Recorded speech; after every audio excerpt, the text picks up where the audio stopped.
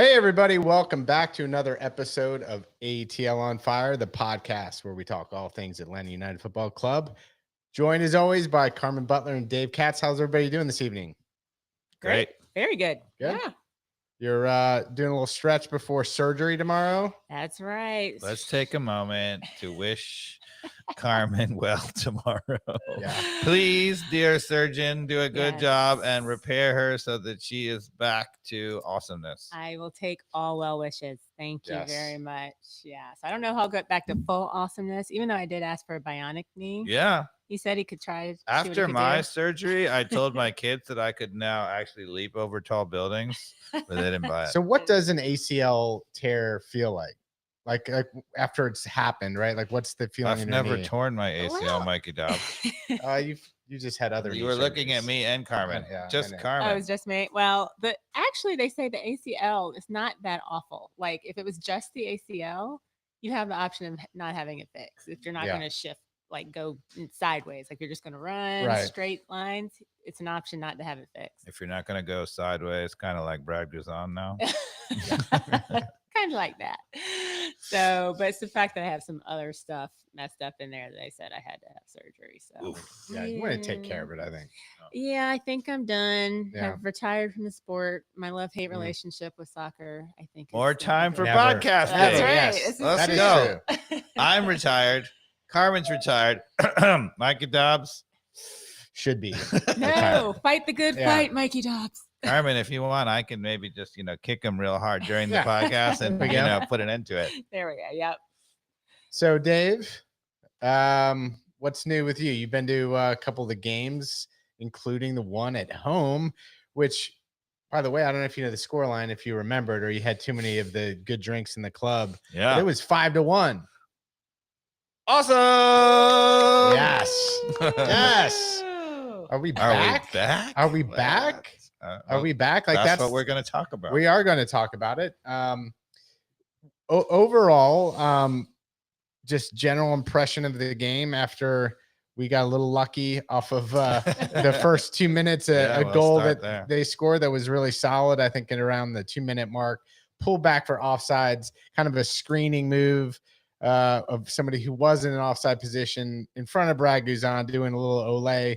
I don't know about it, but I guess we'll take it. But it was a pretty lucky offside call for us just I to can tell you put one things thing. in the right direction from the For get-go. having been at the stadium and watching, Brad Guzan was asking and looking around like, what was the call for? Which means he clearly didn't feel obstructed. Yeah.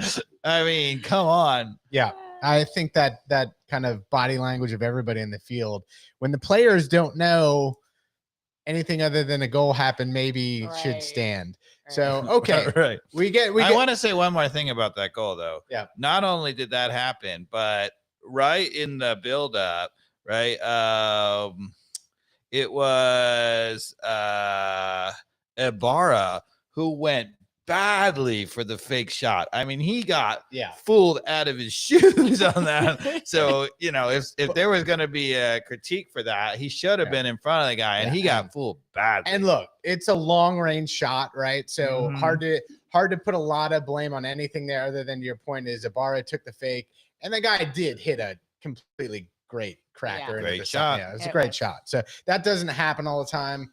So I don't know what you take away from that other than Ibarra. Don't go for a bad fake. Don't go for the bad fake. Stay on your feet. Now, guys, I know we jumped right into the game here, but did we talk about the wine?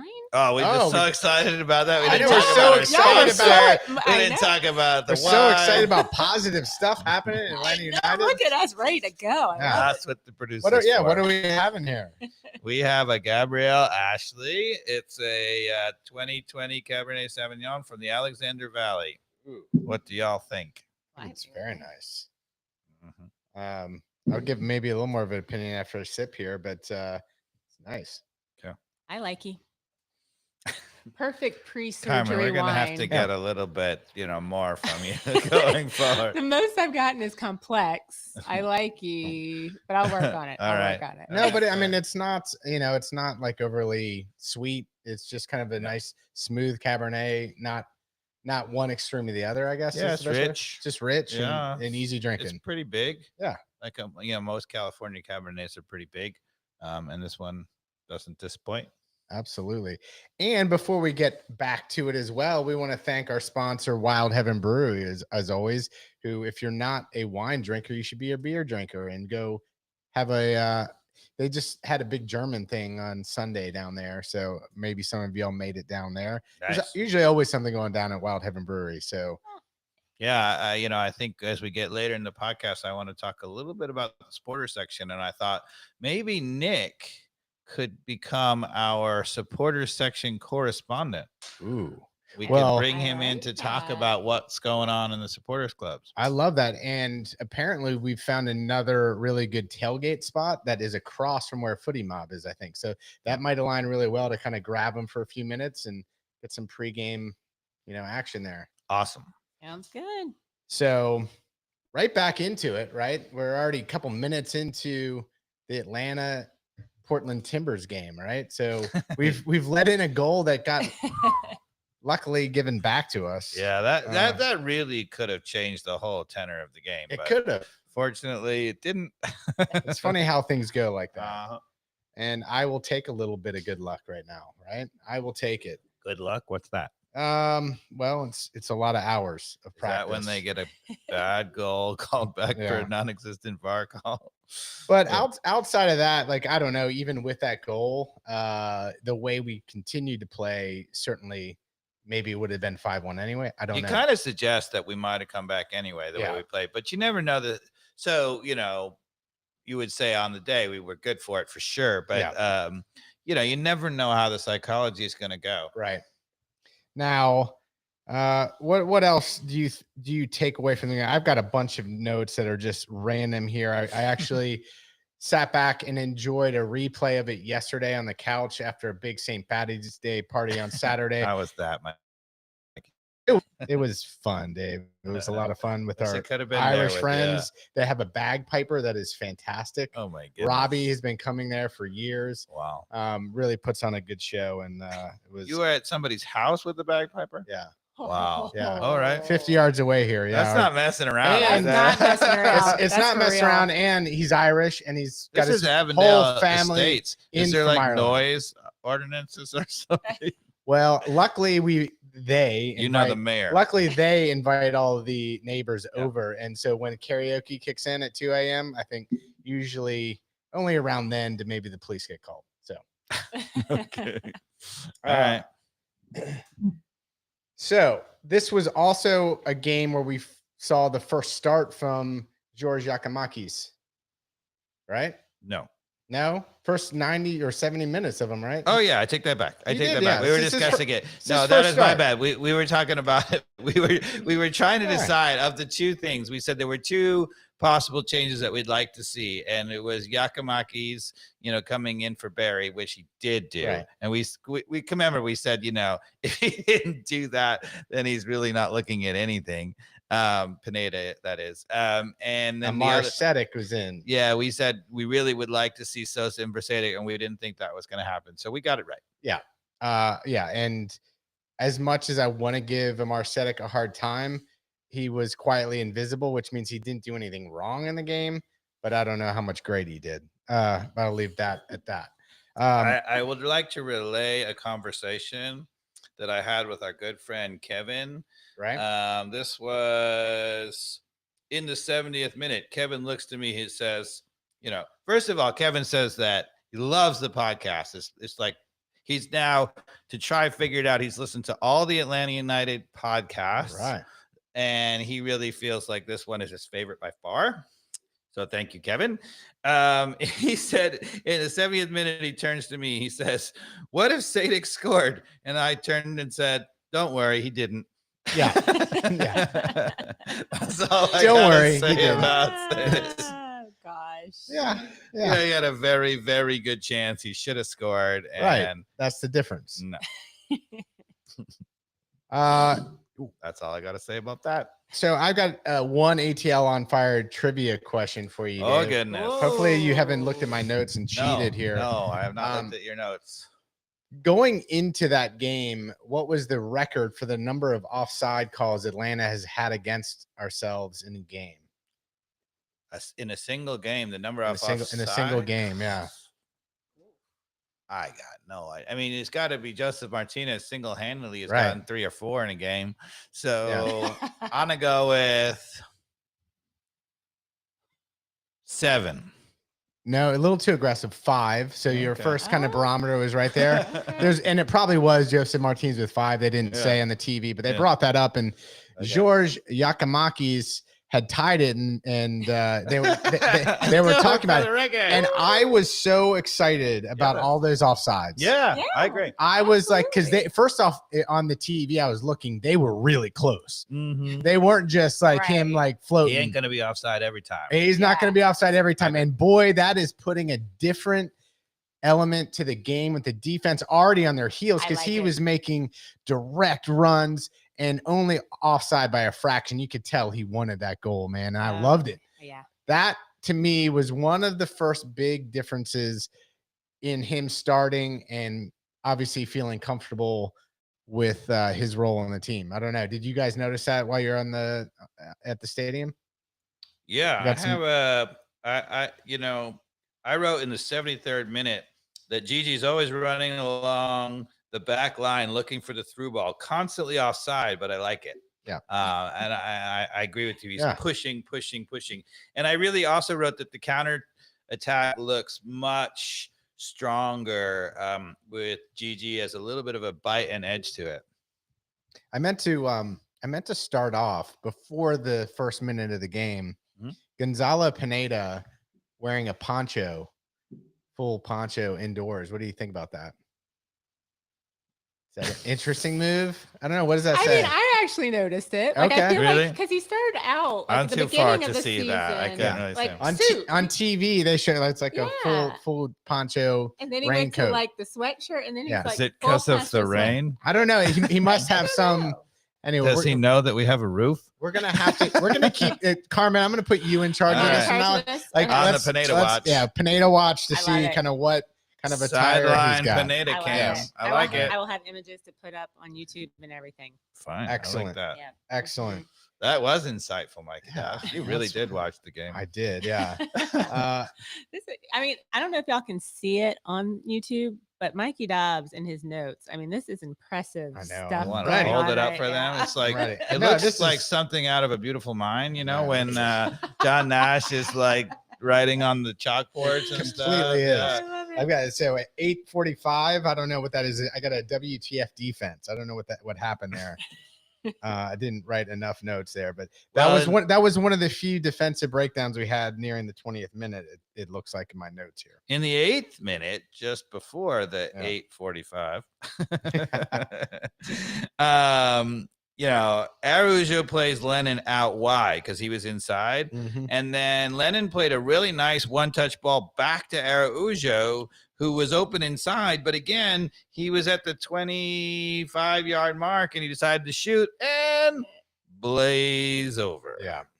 So that, is sort of the definition of what the problem was. Yeah. And another thing I just want to point out that maybe hasn't changed. It changed during this game, but it was Lennon on the right with Araujo kind of in the same space.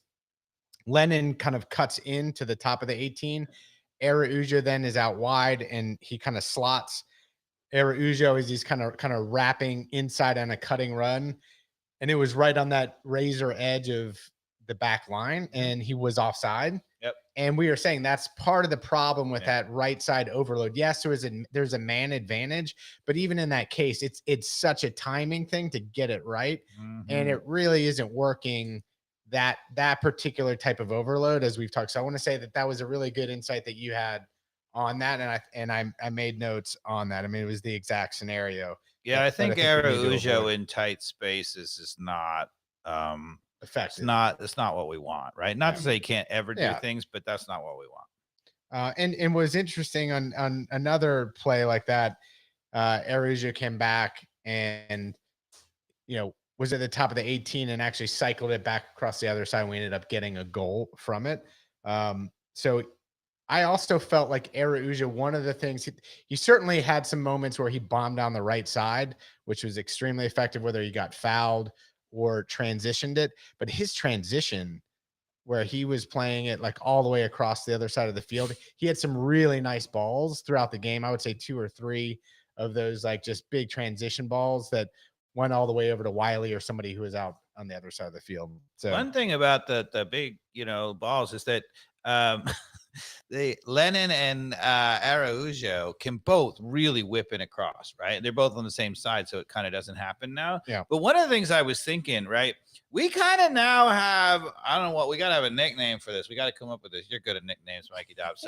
So I mean, on set pieces or corner kicks, right? We have Air Parata, we have Papa Giorgio, and we have Miles Robinson all in the box. All 3 of those guys are tall, they are physical, and they will go after balls and can score goals on corners. And if you then combine it with Araujo with a left footer and Lennon as a right footer hitting in corners and whipping it in, we should score a lot on corners. Right. Now, one thing I will say, if you're listening, Pineda, right? And I know he's not, because otherwise some things would be different.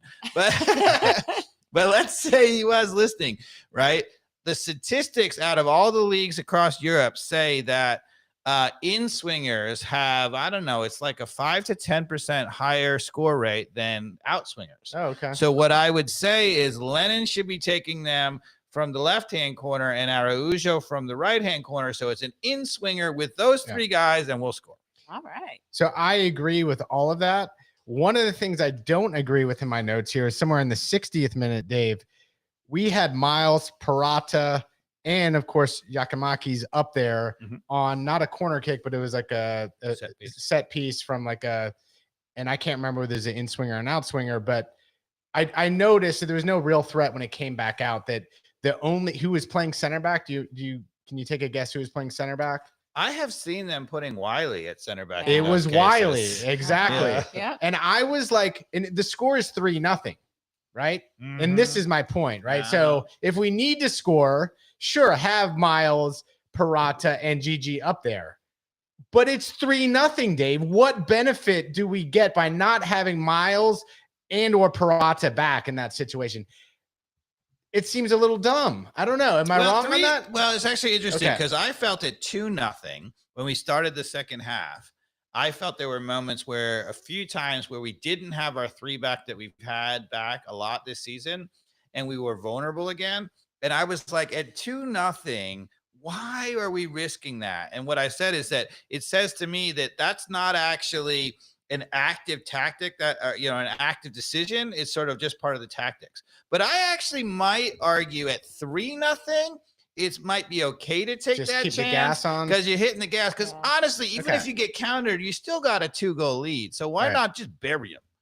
So I think 2-0 is a lot different than 3-0.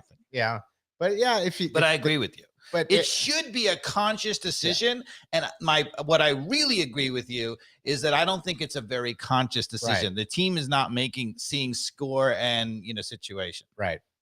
Okay. Well, we'll see how that continues to transpire. If there's more of that in situations where we should be more conservative, whether that is a conscious decision by Pineda. Now, our first goal was, I think, in the 24th minute, if my notes are correct here. Yep. There was a ball kind of just cleared out of our backfield. Yep. A big lobber. One of the shortest players on Atlanta United was there in the mix. His name was Thiago Almada. It bounces and somehow their defense gets all twisted, and he somehow ends up on it with the ability to get a foot on it and plays just a lovely ball. What I want to say before you finish the thought was interesting on that play is that Wiley and Almada were both pretty forward, and that hasn't happened in a long time because they've been covering so much in for people, because it has been in the past. It's been Ibarra or Sejdic covering in for outside backs. And then because they're covering in for outside backs, then we even have Almada or Wiley trying to cover in for that. It's just one after another, whatever. If you don't do that madness, as I've said multiple times, the theme of that madness is Ibarra trying to play to Ibarra, or Wiley in behind Gutman trying to play to where Wiley should be, right? And in that case, we didn't have it. And so I can't remember who kicked the ball out, but it was Wiley and Almada already up. Right. So go ahead. Two of our fastest, most nimble, players are up there to, make maybe some of the bigger defensive backs a little awkward and uncomfortable. And that's exactly what happened.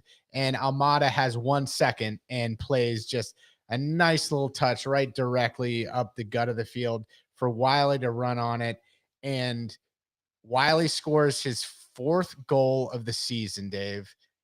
And it was his second touch that he decided to shoot. And I loved that.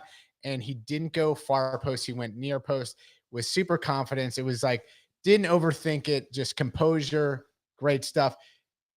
Tied in MLS for the leading goal scorer right now. Stop it. Yeah. Really? Yeah. Oh, go ahead. Look at these notes. Look So at these notes. Look at you. So there's 2 things I want to point out in addition to that. So one, I think that Almada got a little bit lucky. I think it went through the legs of the defender. So that's okay. But the thing about it that's so classy, if you're out there, especially your kids are out there, whatever, if you want to know why Almada is classy, it's the weight on that ball. Yeah. The weight on that ball was lovely. Every ball. There was a guy on Twitter today arguing with me on our account. You can go look at it. And I was saying like how composed and how great his passing is. Oh my gosh, his passing. I was like, I don't even know. And this guy was saying his passes, he's like, he's not a good passer. And I'm like, what? He's a better passer than he is even a goal scorer for sure. This guy was like, I can't wait to see him go to Europe and sink. I was like, well, first off, you got a lot of anger in your life, I guess, but we'll sort that out. So Juan, if you're listening, you don't know what good passing looks like, my friend, because he had so many lovely little touches, and it doesn't matter where people go. He's able to put it. He can lob it. He can curl it. Or in this case, just put the right weight on it. So Wiley all he has to do is have a good first touch and goal. The other thing that you saw on that play, which really bodes well for the future, is Wiley is looking over and he ever so slightly hesitates so that he can time the run offside.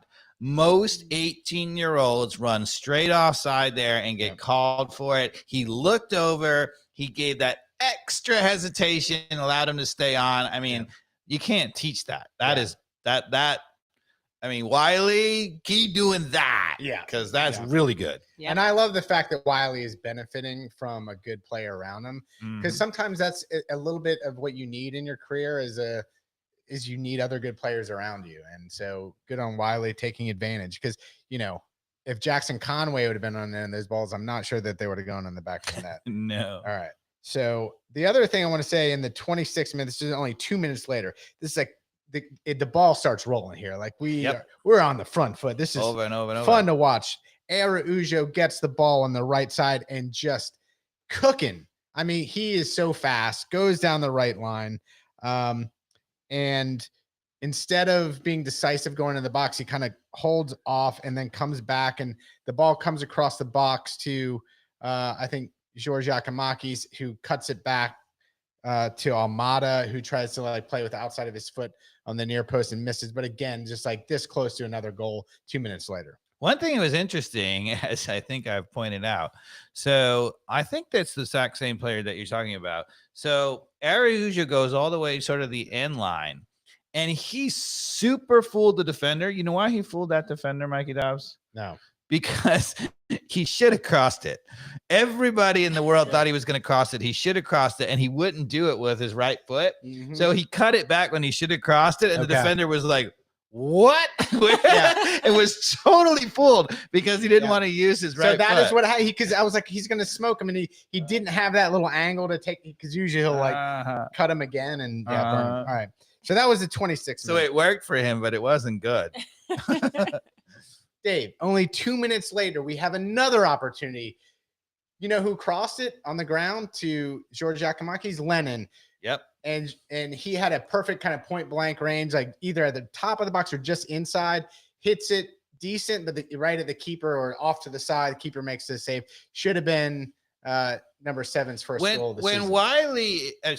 When Lennon is put into that space and he doesn't have to take on the guy, he can really, as we've said over and over and over, he can really deliver a ball. He makes good decisions. He can whip in a ball. He actually sometimes slots it back. He's good in that moment. We have the objection to Lennon has never been that. The objection to Lennon has been he's so far up that he's coming back to the ball. And when he gets the ball, right, he was in a situation we were using him all the time and he had to take on the guy and he's never going to beat the guy one-on-one. I know this is why it's so exciting to talk about it, because all of the things that were kind of wanting to happen, there were things, and I want to get to your opinion on why that happened more in this game. Yeah.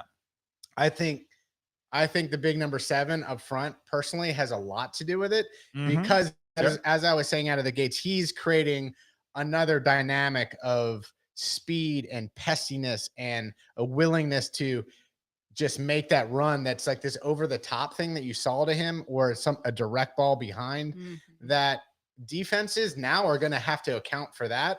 So our ability to create chances now is all of a sudden really dynamic with him in the starting lineup. There was another play right around that moment where Araujo gets in. I don't know on live whether he, maybe on the screen, it turns out he would have been offside anyway, but he gets in basically at the penalty spot. He had a defender right next to him, but he was basically through. Yeah. He hit it with his right foot and he only missed by like 6 inches left. Right. So on the one hand, I think, look, a good player has got to score there. On the other hand, the other point that I'm going to be optimistic, y'all. Ooh, optimism. Yay. That I think if he's getting more of those chances routinely, he'll find a rhythm and he'll start scoring those. Here's another example. That might be true. The fact where he scores in the second half, it's because he had that chance earlier. Like you just settle when you have this moment. The coaches don't appreciate this too much. When you have a team that is not getting a lot of chances, right? Then what happens is that the players feel that weight that they have to score. And their coaches are like, look, we created an amazing chance. And sometimes you create an amazing chance that you absolutely should have scored on. And the coach goes ballistic. He said, like, we lost 2-1, or we only tied 1-1 because we missed that obvious chance. And my retort is always that you cannot expect your players to score when they only have one chance. They have to be used to getting chances. And Paul Riley, who I used to coach with, used to say this all the time. He's like, all the coaches expect people to finish whatever when they don't have chances. You got to get chance after chance after chance. Then you find a rhythm. You start having people score. Yeah. Well, we sure went a rhythm after our goal in the 24th minute. We had a chance 2 minutes later in the 26th. Another 2 minutes in the 28th. And now in the 30th, somebody plays a long ball way up the left side to Almada, who has just a gorgeous first touch, advancing into the other half of the team's side, cuts it in. Who's up there? Araujo bombing into the box. He lays another perfectly weighted ball right into his way. I don't know how Araujo didn't score that one. That's the one I was talking about. That's the one. He's got to score that. He's got to score that. He just misses. He just misses. Did he shoot that wide? Yeah, it was about 6 inches wide with his right foot. And that's the one I'm talking about. If he's getting chances all the time and is not pressing, when you only are getting one chance, you're like, oh, I got to score that. Yeah. But if you kind of know you're going to get chances, you relax a little bit and then suddenly you start scoring those chances. Right. It's kind of counterintuitive, but it happens. Yeah. So the game is just really opened up at this point. Obviously, the pressure's on. Giorgos Giakoumakis is getting called offsides left and right, but in a good way. There were a couple really close offside calls where he could have scored as well. What else here? The other note I have in here, I don't know if you agree. It wasn't that he had a bad game, but Gutman was certainly off. I think you're going to see this a little bit from Gutman in that he's got a different role. He's asked to be back. Yeah. And and it was a little frustrating because he was actually really good a couple times in staying back. And it was almost like he didn't know what to do. He read the game really well. A couple times, like a ball was trying to be played out to the wide player out there. Mm-hmm. And he was there to intercept it. And he like bumbled his first touch and it went back to the other team. Happened twice. and you're like, man, had he gotten that and we recycled it fast, it would have been another goal. Like something would have happened. But he just like his touch was off. Like, and I look, he's a great player. He just had an off game, I think. So much of this year is going to depend on Gutman making the right decision, because it's clear that Pineda is not absolutely keeping him back, and that, or at least he's giving him a green light, and that's fine, but with him having a green light, when he makes that decision wrong, we get right back to last year's 2 at the back, because Lennon's going no matter what. And that's the thing that's so frustrating to me. Lennon is he's either not doing it himself or he's not being asked to do it. He has there's no decision making in it. He just go. Yeah. Every single time he goes. And there was a moment here in the 37th minute, Araujo's on the right side and whips in the in-swinger, and Gutman's up in the box. And it kind of comes down on his feet, and he could have done better. And it makes you wonder, though, like, are we better off without him in that particular? To be honest, on that one, do you know the one I'm talking about? I know the one you're talking about, and it was bouncing a little bit. Yeah. As he was running up to it, I was like, just get over it, just get over it. And he did. He kept it down. He missed wide by a good 5 yards or something, but I give him credit to that. It's a bouncing ball, and you just got to get over it. Don't sky it. So what else happened here? There was some break on Almada, slow layoff to Lennon. Yeah, another breakaway, and there's another, like, Almada is so good at that little ball that he lays off to the person that's, you think it's going to go to like Araujo up front, but it was actually Lennon who was behind bombing in. That Almada does just such a great job of, again, a weighted pass that makes the defender have to figure out, like, do I have to like step on this or not? And it was great. There was like 2 or 3 times Almada had a pass like that. But let's get to the big moment. 47th minute, 2 minutes of extra time. What are you talking about, Mike? What happened? I don't know. There wasn't any major. Oh my goodness. I mean, this goal. You may have to. I feel like we have to see it. Yeah. Do the mute on this though. Because we'll get banned from the YouTubery for the copyright. Oh my bad. We might anyway.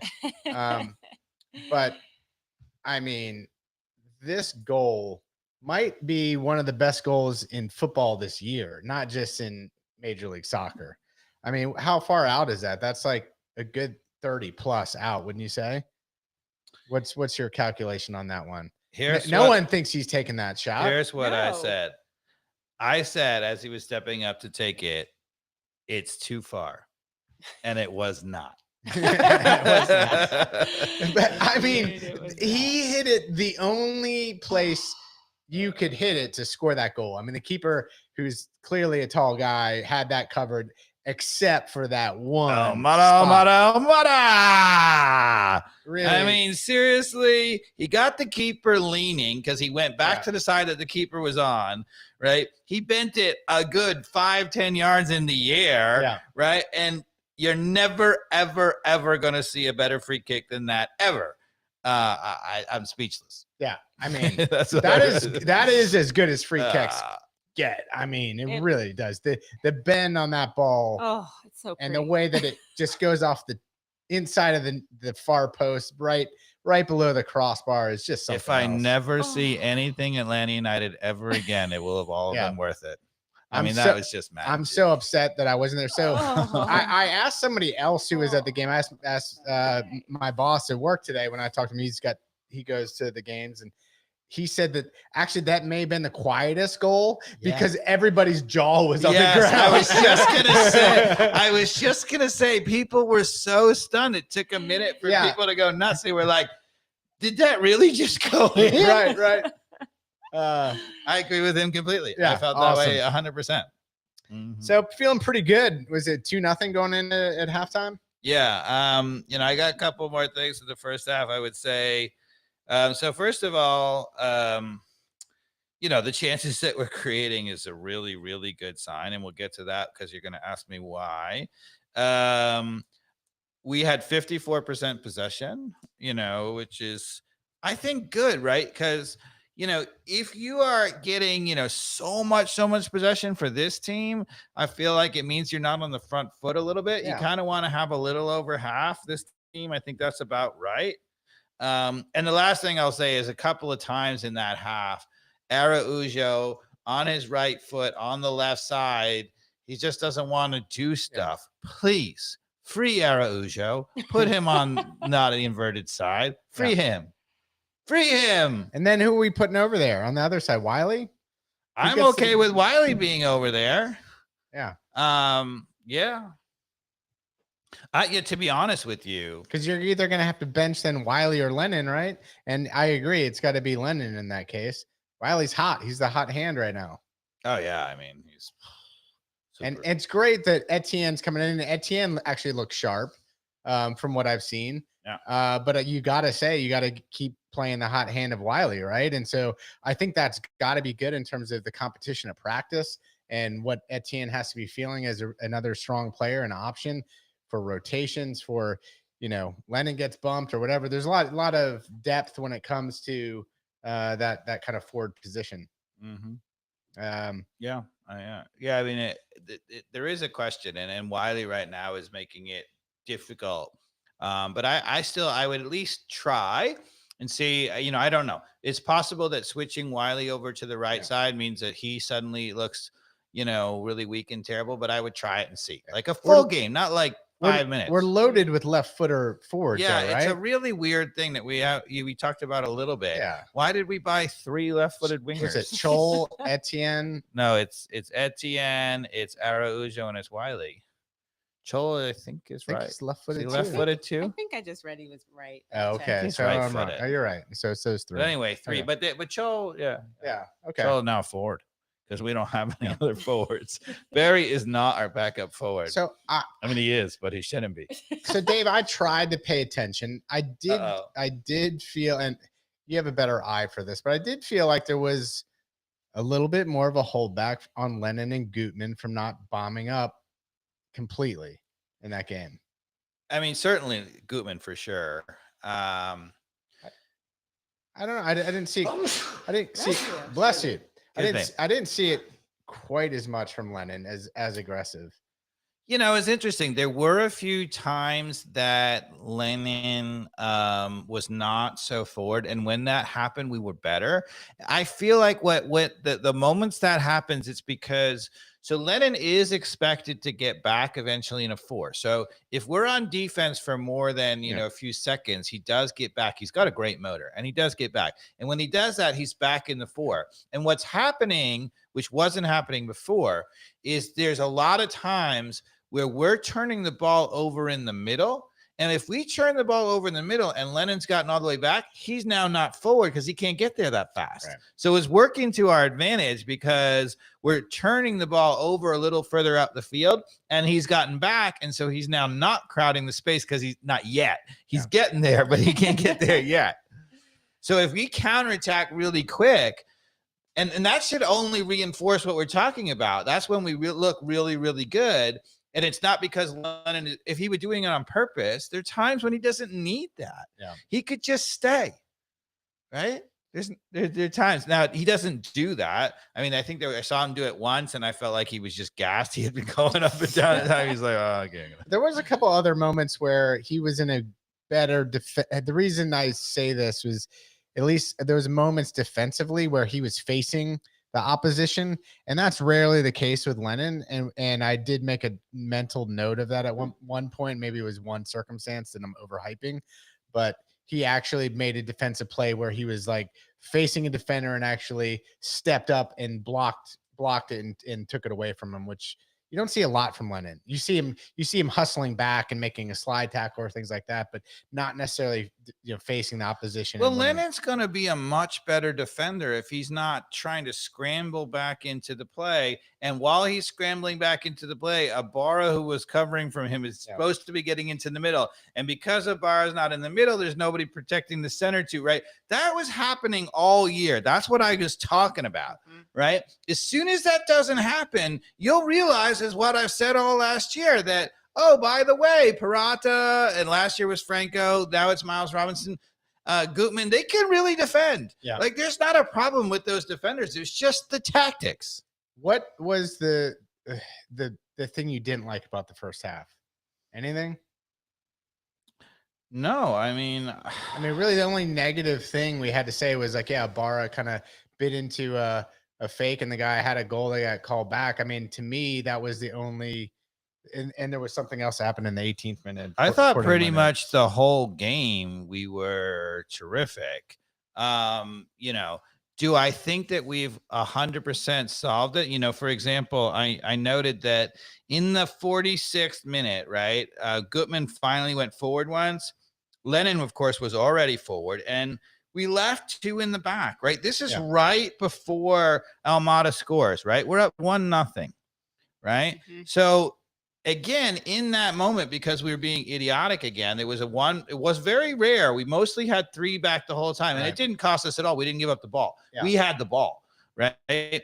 But if we turn over the ball there, we give up a counter, and suddenly it's 1-1 going into half. We've lost all the momentum. It's just stupid. That was what happened in the 18th minute. It was the classic. I took a photo I'll show it to you after, Dave, because you'll appreciate it. We don't need to flash it up, but it was one of those situations where out of the back, like we were so exposed with, them being able to pick a ball off from us playing we were high up towards our half of the field. And boy, it was like one little bump away from being intercepted, and it would have been 5v2. Like, their team was crashing, and it just was so close to a complete first goal by them. And again, it just shows there were moments early on in that game where, that goal hadn't been taken back, and they had seized the moment on some boneheaded play out of the back. Like there were opportunities, but that's me being super critical. But I don't know if you watched Fulham Man U in the FA Cup or saw any of the highlights, but so Fulham got up on Man United 1-0, right? Mm-hmm. And it was pretty late, like 65th, 70th minute or whatever. And then it was this epic meltdown. Yeah. That happened. Everybody's going to point to that and say, look what happened in the box. And again, this is where your average just watching Joe, or maybe the coaches who are not good, that's what they see. They focus on that. What I was focused on that play is they're up 1-0 at Man United in the FA Cup in a single elimination game. And they only had 2 in the back. Both Jedi Robinson and their right back, I forget his name, were both forward. They got caught on the counter, right? And that's what led to Jadon Sancho being 1-on-1 in the box, because everybody was scrambling around everywhere. And I'm saying, in my opinion, right, what are you doing, Fulham? Even if you think that that's the right move, that you need to do that to beat Man United, once you get a 1-goal lead, I'm not saying that you should park the bus, but I'm also not saying you should leave just 2 in the back and let Man United counter you, because they have a terrific counterattack, right? Rashford, Sancho, they can all run. And on that play, it was chaos. And that's what led to the stupid William Cunningham getting the red card. He had Anthony bombing down. I think he crossed it over to Sancho. He was wide open, and Anthony. Then it was, who's the Brazilian who came back, and he clearly threw his arm. William threw his arm a little forward. He gets a red card, and he knew it too. He knew it the whole time. Yeah, he knew it. Immediately pointed. He pointed he immediately points like, no, it hit my hand, but I didn't mean to throw my hand. Uh-huh. If he hadn't done that, actually, I think it would have been better off. Yeah, but he could have just played it like. And then the meltdown that proceeded was awesome. Like, one of the coaches comes off the bench and charges the VAR. Tries to prevent him from looking at the VAR. I never seen that. That was awesome. That is just completely. So you got boom, red card coming for the coach, and then the red card for stopping a ball intentionally with the red hand, and then whoever the striker was that lost his head. So it was a fun meltdown to watch on this. It was, but again, the thing that all started that, Fulham was on the ball, and they had both of their outside backs pushed so forward with a 1-goal lead in the late 60th or 70th minute. It was right about that time, right? I really don't think you should park the bus.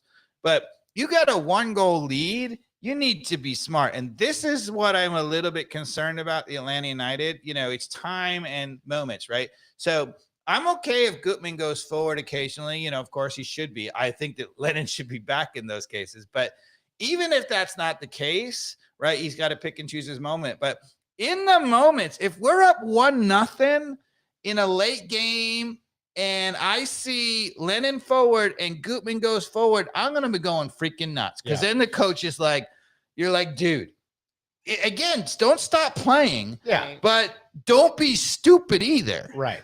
All right. Let that be a lesson for our future podcast. Don't be Fulham. Don't be Fulham. So we start the second half, right? What and happens here? Thank you, Fulham, because I'm a United fan. That was the coach is responsible for that epic meltdown because he allowed the outside backs to both be forward in that moment and gave Man United a lifeline by giving them a super easy counter. Yep. So my first significant note in the second half was Araujo. Can we talk about Almada's goal again? No, I'm just kidding. Just kidding. Let's watch it again. Over and over.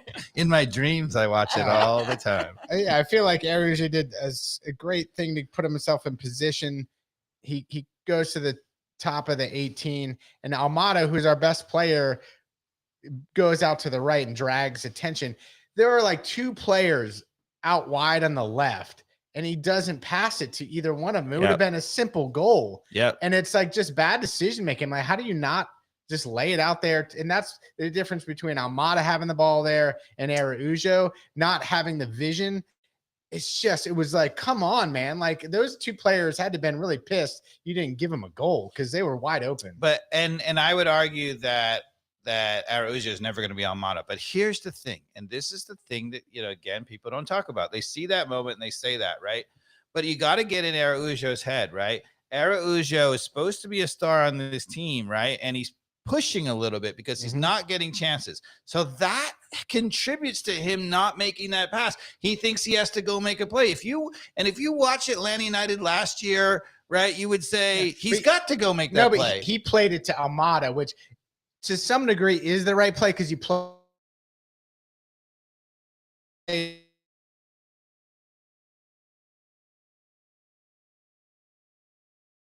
to the yeah. I think you play a little bit more loose. Yeah. This is me being a little harsh on him. No, I think you're absolutely right. But I think this success breeds success when players start to relax a little bit and they're not worried about them making a mistake and they're just going and playing a little bit. And you saw it from Almada in this game. Last season at the end of the year, he was pressing, right?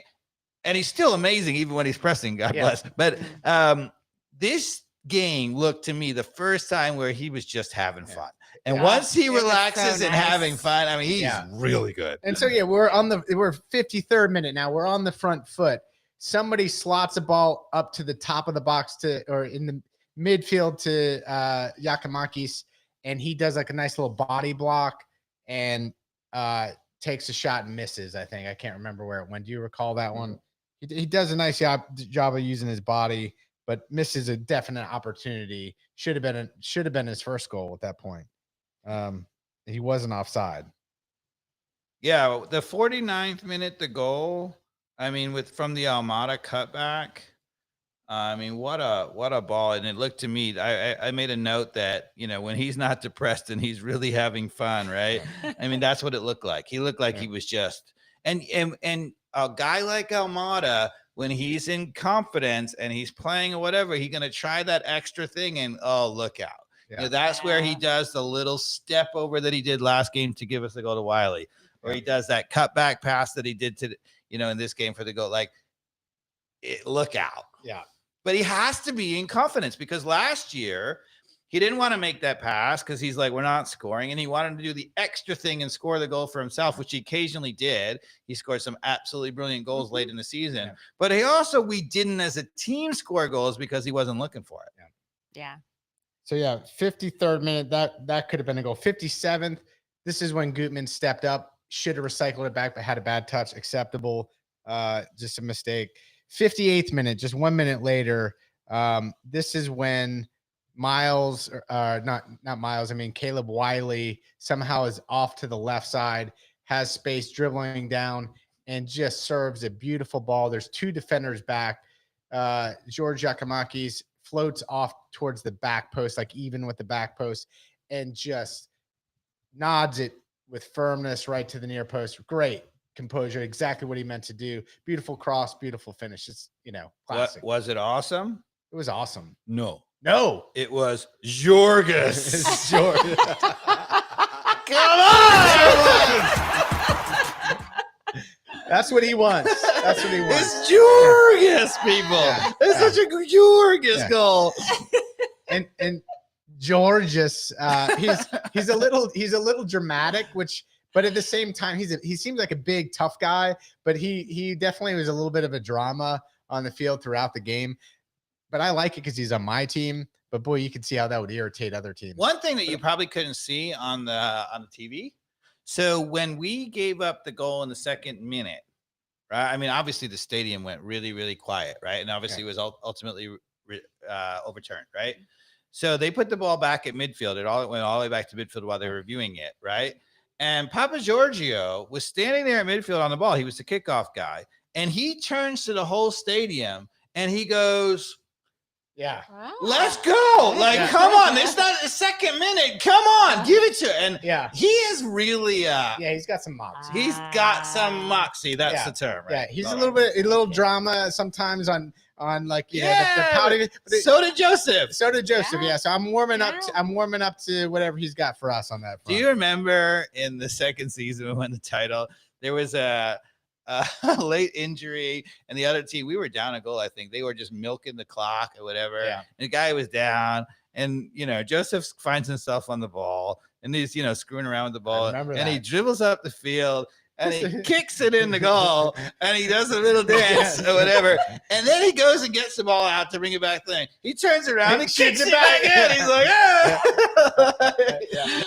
yeah, that's what I'm saying. Papa Giorgio's got a little bit of that in him, which is awesome. Like, you got to have it as a striker. Like, these guys are, they're the guys, right? I love him. I mean, just even like the little things. We've talked about him being like right on that offside line. Have y'all seen him on some of our free kicks where we know we're not shooting, where he will say, I'm going to stand offside. Yep. Yeah. Yes, exactly. I'm going to stand offside. Y'all going to have to worry about me. Right. But somebody might head this back, but y'all are going to have to worry about That's me. right. And I love that about a striker. Yeah. And on the goal that he got from Wiley, I mean, he was screaming for it. He had his hand up. He's like, put it here. Put it here. And he did put it there and he went and scored it. So he's going to put it there next time too, right? That's right. Like, come on. Love it. Absolutely. So, and then in the 60th minute, not 2 minutes after, I don't know if you remember on the field, but again, Araujo does this crazy spin move on someone right on the line and then just blazes down the right side again. Mm-hmm. Araujo in space is a dominant player. I mean, and then they had to foul him, so we get a free kick. Yep. And this was the moment where we put Miles, Parata, and Gigi up front, and I was curious why Wiley was our only person back. But whatever. At that point, we're dancing. It's 3-0. What else is happening? Anything else you want to call out in the second half here, Dave? I have a theme that I want to talk about, and it might interrupt us going through the rest of the play, so we can do that first, or we can talk about it and finish the game afterwards. What do you want to do? I've got a couple other notes I can go through on the second half. All right, and then we'll come back to it. Yeah, all right, come back. Going. So I would say one of the most dangerous opportunities we let up was in the 64th. Gutman gets beat and basically lets them get a cross for the best chance for Portland. It wasn't that he wasn't on him, but he let the ball get crossed and it was a good one. So again, these are where my notes where you got to put a foot on. You got to do something. I want to say in the 64th minute, we were playing out of the back. We were playing from right to left. We played back to Brad Guzan and he played or whatever. He literally almost tripped over his feet again. Yeah. And he almost fell and dropped the ball right in the middle of the goal.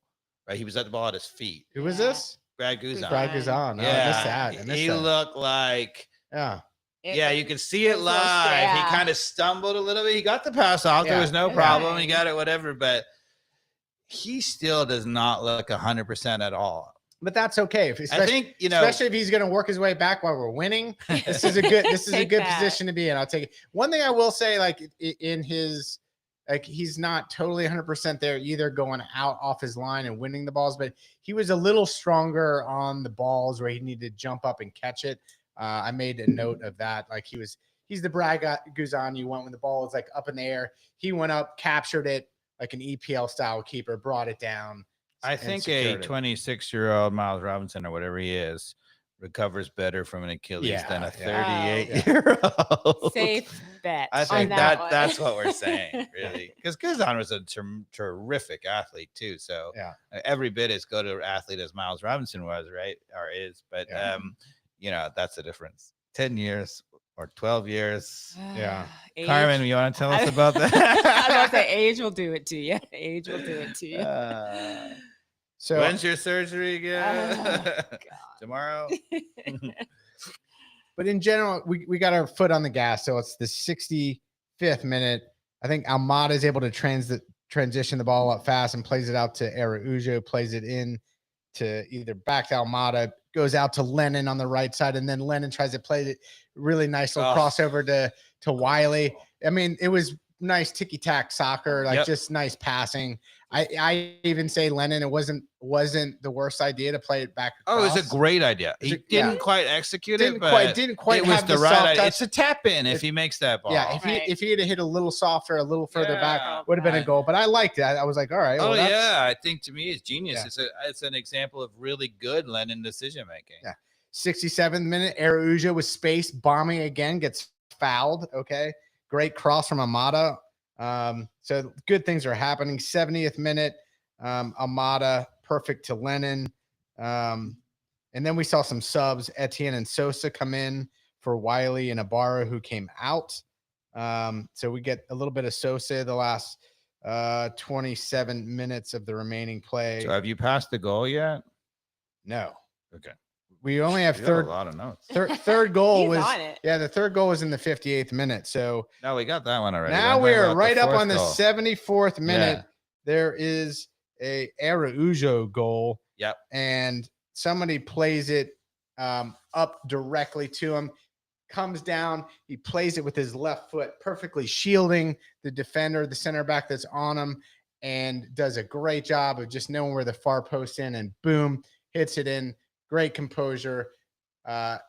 Nice to see him up the field in that position. Again, there's lots of people that are getting up in the box, and I think this is a little bit of a different look. You know where he was, Mikey Dobbs? Armin? You know where he was on that play? No. He was in the position he would be in all the time if he wasn't inverted. Yeah. And when we were talking about the tactical board on the last podcast, you can go back and look at it. I said that if he was on that other side, he'd get that guy on his hip. He'd be isolated, and he can beat that guy and put it back in the far post every time. That was it. Because especially if he cuts in, takes that inside route, and you leave the outside to Gutman, who might be pushing up. Because he was like middle of the goal, or maybe even slightly to the left of the goal, right? He wasn't outright at all. No. He was like the top of the 18, kind of going towards the penalty spot, somewhere in there. Yep, exactly. Mm-hmm. And we got some subs. And I would say that assisted by Almada again, right? And my point was, here's my point. Do you recall last year when we had Gutman and Lennon up all the time, just bombing up the time? Yeah. And we played all the time through them because everybody left them open. And then, Pineda was like, look, they're open all the time. We should get in the ball, whatever. And I kept saying, it's a trap. Right? Because we want the ball at Almada's feet. If we would not play through Lennon and Gutman, we could play through Almada. Yeah. That is a perfect example. We played through Almada. He plays the Araujo, and we score through the middle. Yep. Right? That's what I was talking about all last year. Right? Because it was a trap. And we fell into it. Pineda fell into that trap. Oh, yeah, they're open. It's awesome. They're in all kinds of space. Yeah, except for it's not with Almada. And if you saw this year so far, if we get to Almada in a recycled position and he's one-on-one, is that better than Gutman or Lennon out wide? And was it Almada that played the ball to Araujo? I can't remember. Yeah, that's what I'm saying. Yeah. Because I'm sorry. I'm like in my own head here. He had 2 goals and 2 assists in this game. When we play through Almada, we win. But he can't pass. No, he cannot. Was it Juan? He said he can't pass. Awesome. 2 goals and 2 assists in one game. 2 goals and 2 assists in one game. Even the assist he didn't have. The nice Gigi goal was like Almada to Araujo to Wiley to Else. He still was involved. So pretty. So we got some subs coming in the 76th minute with Fortune. Who is that, by the way? Yeah. He's the 18-year-old kid from the academy. We saw. The only reason why I know that is because I went to the AmFam Cup. The biggest trophy in the world. And in the second half, we played. Remember, everybody said, "Oh, you played the twos," and I said, "I don't really think we played the twos. I think we played the academy team, right?" And they played this other kid. Well, I'm forgetting his name now. Who's now signed a contract? Yeah. Remember, I said it was so crazy, right? Brennan or something. Like that? Brennan. Like, why did he sign a contract? Because he scored a goal, right? Like, that's not really a good reason to give him a contract. Anyway, the guy in that game in the second half, when we actually held up to Mexico, was it Tijuana? Who did we play again? Which Mexican side? I was there. I should know, but it was one of the Mexican good sides. We held up in the second half with all these young kids. And, and to me, the best player in that second half was Fortune, who is from the academy, and he's only 17 or 18. Okay. I'm like, so he's a midfielder because he came in for Sadek. He seems to me, he came in for Sadek. I almost feel like he looked like in that other game, like he was a little bit maybe more defensive or box to box. Yeah. He's not really necessarily an attacking midfielder. I mean, I've seen him for, which would make sense 2 minutes since he came in for Marcetic, who's not necessarily our attacking guy. I like leaving that all up to Almada at this point and playing a little more reserved with whoever your Sosa, Barra, Sadek, and Fortune combination is here. Zetu. And we came in with... Where's Huzetu, by the way? He's got the hamstring. I told you. Oh, okay. He did his hamstring. He's out. Miguel Berry came in for Giorgos Giakoumakis. He looked faster. He did. Did he not look faster? Wow. Fast. No, he didn't look fast. Hold on. He didn't look as slow as he did last time. I think you guys were just he's got an awkward running gait.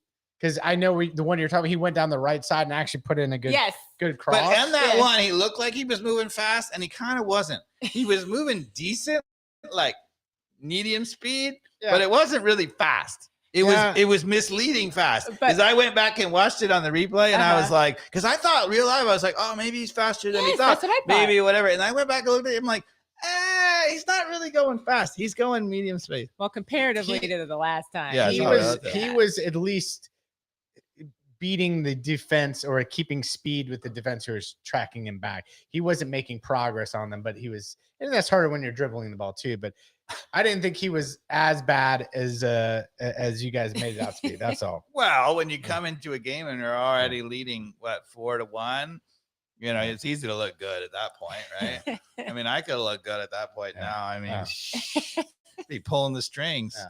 And just because I'm a Sosa fan, I have a note that he got a yellow card, which is BS for a foul. That wasn't even a foul.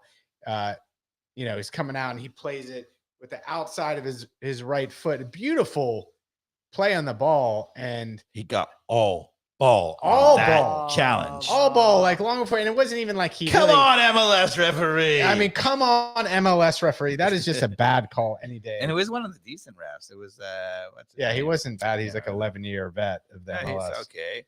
How do you like these notes? 11-year vet. Well done. I have to say that. So on that first one, not the one where he got the yellow card, but he got Sosa made 2 plays right away after walking in the game, right? 2 plays where he broke up counterattacks. That was amazing, right? And then the first one, Almada came in and he made the wrong decision. He was in the box and he chose to shoot it. He had all kinds of options. Yeah. And he got the shot blocked. And we were suddenly like, we're running the back thing. They played out to the midfield and Sosa went hunting. And he won the ball in a way that Ibarra and Sadek never do. Yeah. If we can get him in the game with what we are doing in the back, yeah. There is a chance that we could get better and better than we are now because we are missing one of the pieces. Could you imagine if Manchester United was doing what they're doing now and then you added Casemiro on top of it? I know. Some people don't like Sosa. Those people are idiots. Okay. There's somebody who's probably not listening to the podcast in the neighborhood that I love that you just said that.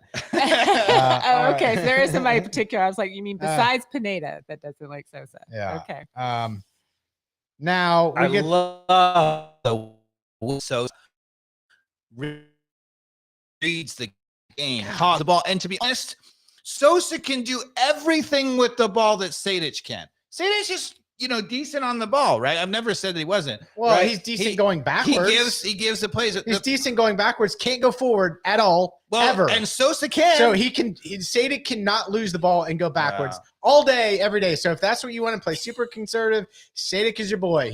He pass completion's good, low risk, zero reward going forward. So if you take Sosa and put him in the game, look, if you take Sosa and put him in the game and play him with Ibarra in front of him, and you say, Sosa, you're the true defensive midfielder. Ibarra is playing the defensive midfielder, but Ibarra is a little bit more risky. He doesn't read it quite as well, but he's aggressive.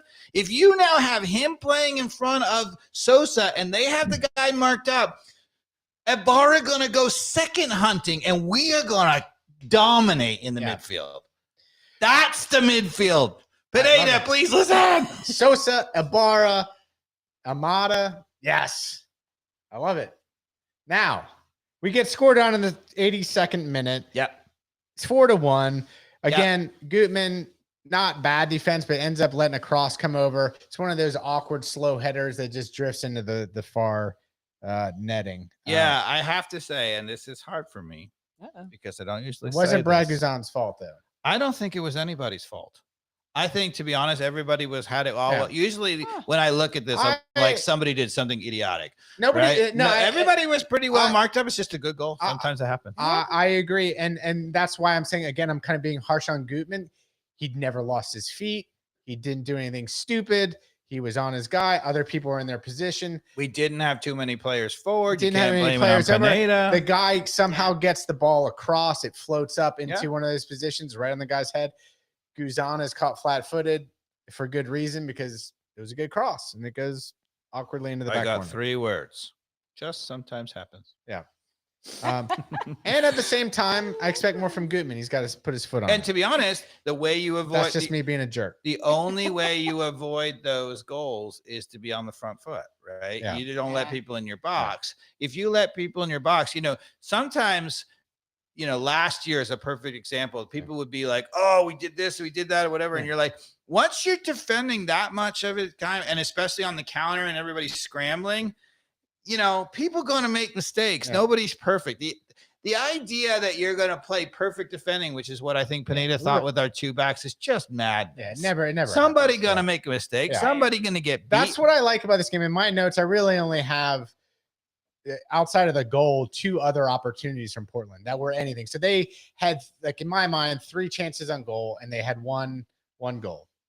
Now, this 84th minute, this is when Barry, the new substitute for Giakoumakis, chugging down the right side. He plays a nice ball over to Almada, though, who has a sitter. Almada had a sitter and missed it. Yep. All right, so that's my note there. But then Almada makes up for it in the 85th minute. 1 minute later, somebody plays it into him in the top of the box with his back to goal, little spin move. He's like, I know where the far post's in. Let's close this game out. 5-1. Oh, I slightly disagree with you. Because he didn't know where the far post was, or maybe did know where the far post was. But one of the things that I caught in the live, as he was turning the guy, to show you what kind of talent this guy has. As he was turning the guy and making a fool out of him with the little shimmy, right?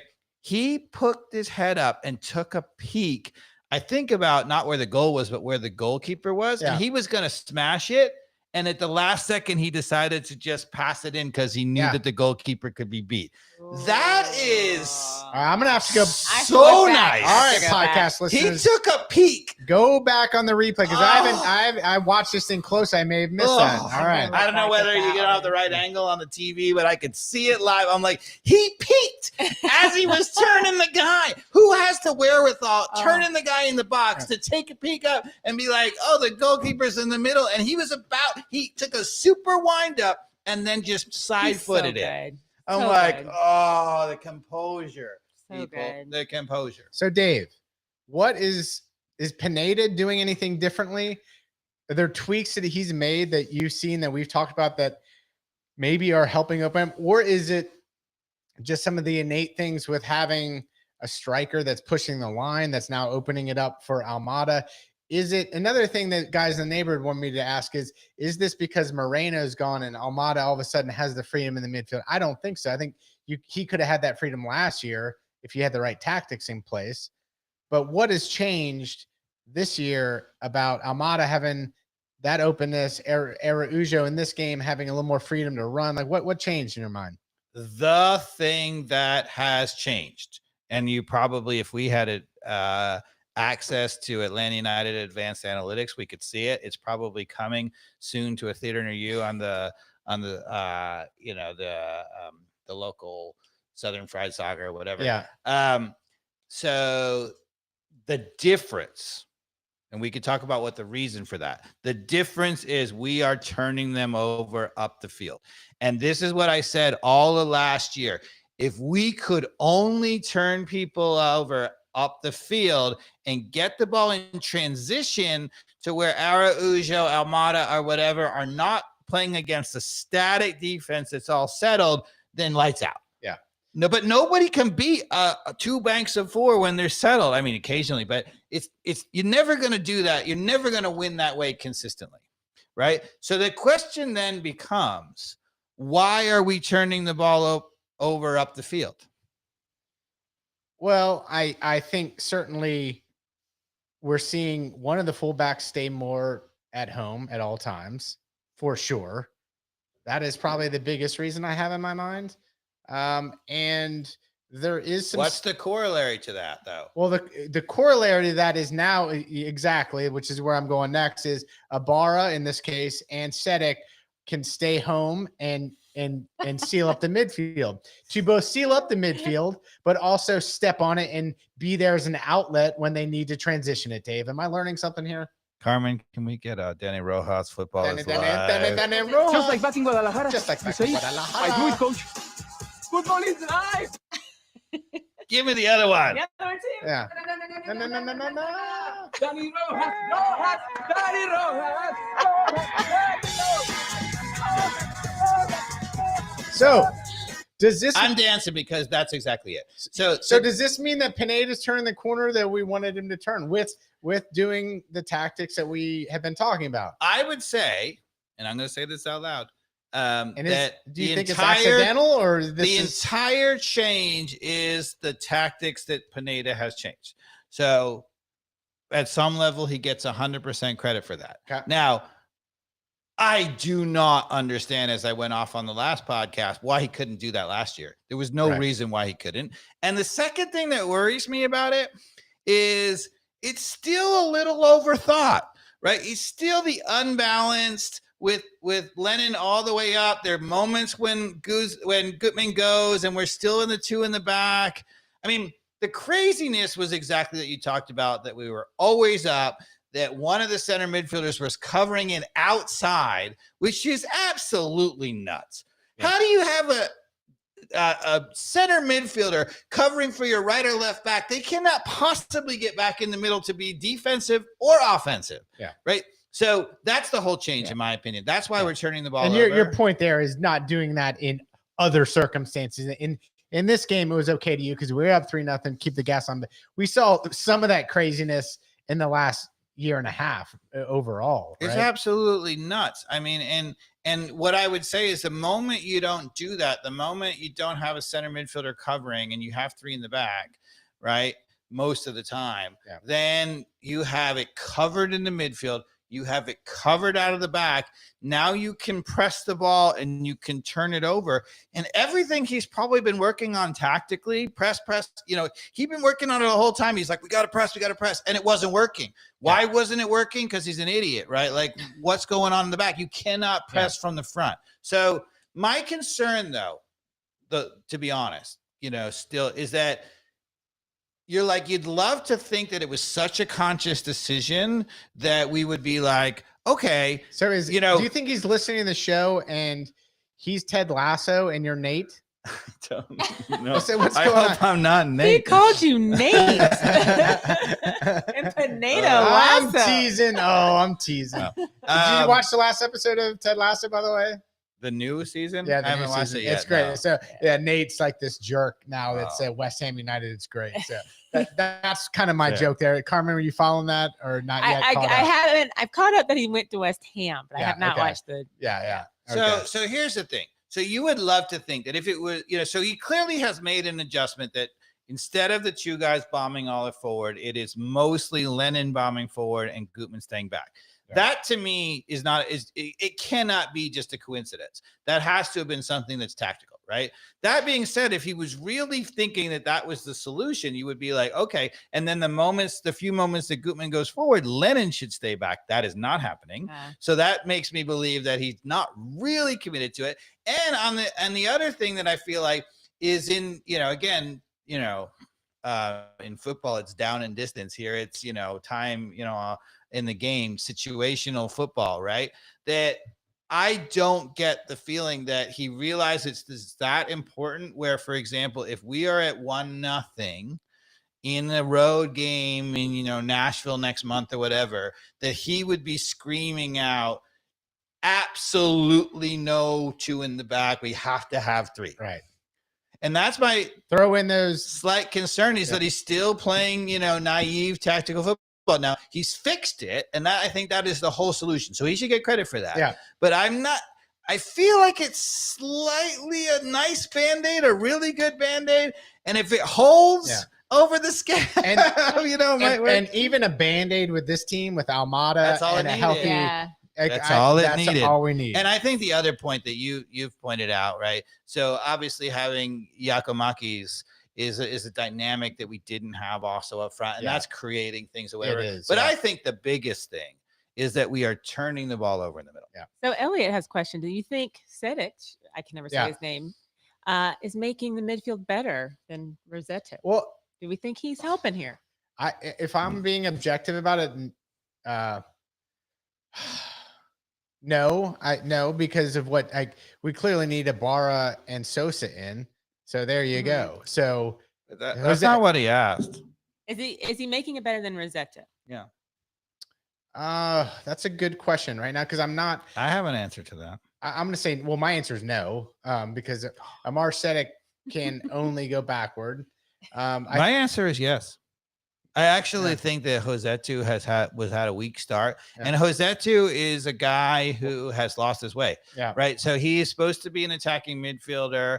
Pineda made him into a defensive midfielder. Now he's put Ibarra behind him, and it's 6s and 7s. He doesn't know who he is. Elliot, that's that's a great question for me because you've heard the intro of the show, and I had to struggle with it. And I had to say no, just to stand my ground.